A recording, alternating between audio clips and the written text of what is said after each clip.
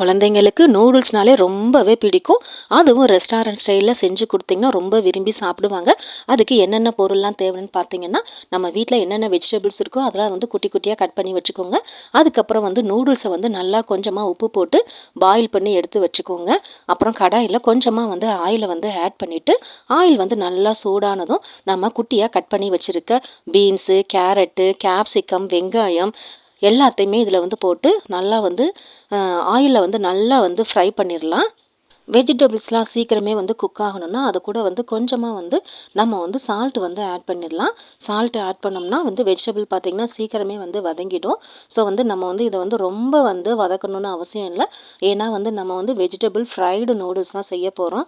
So அதனால் ஓரளவுக்கு நல்லா காய் வந்து வெந்து வந்தாலே போதும். பாருங்கள், இப்போ நல்லா பாருங்கள், அதில் இருக்க பச்சை கலர்லாம் அப்படியே தான் இருக்குது. ஆனால் அதோட வந்து கலர் வந்து கொஞ்சமாக வந்து சேஞ்ச் ஆகிருக்கு. ஸோ வந்து பார்த்திங்கன்னா நம்ம போட்டிருக்க வெஜிடபிள்ஸ்லாம் நல்லா வந்து வெந்திருக்கு. கடையில் வாங்கி வச்சுருக்க ஃப்ரைடு வந்து ஹாப்பிமா பவுட்ரு வந்து நம்ம வந்து இதில் வந்து ஆட் பண்ணிக்கலாம். கொஞ்சமாக வந்து நமக்கு எவ்வளோ தேவையோ அந்த அளவுக்கு வந்து ஆட் பண்ணிக்கோங்க.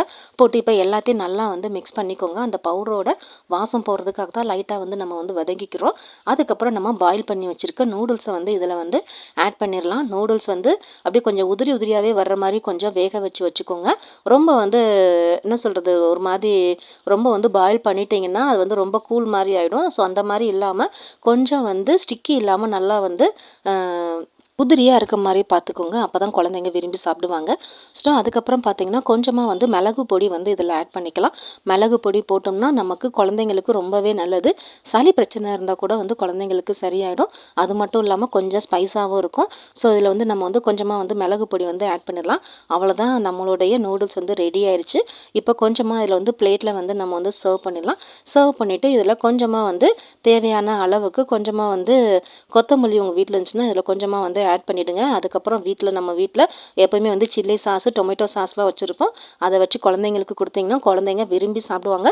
இந்த நூடுல்ஸை உங்கள் வீட்டில் ட்ரை பண்ணிவிட்டு எப்படி இருந்துச்சுன்னு மறக்காமல் என் கூட கமெண்ட் செக்ஷனில் ஷேர் பண்ணுங்கள். இந்த மாதிரி வீடியோலாம் உங்களுக்கு பார்க்க பிடிக்கும்னா நம்ம சுபா லைஃப் ஸ்டைல் சேனலை சப்ஸ்கிரைப் பண்ணி சப்போர்ட் பண்ணுங்கள். Bye bye friends.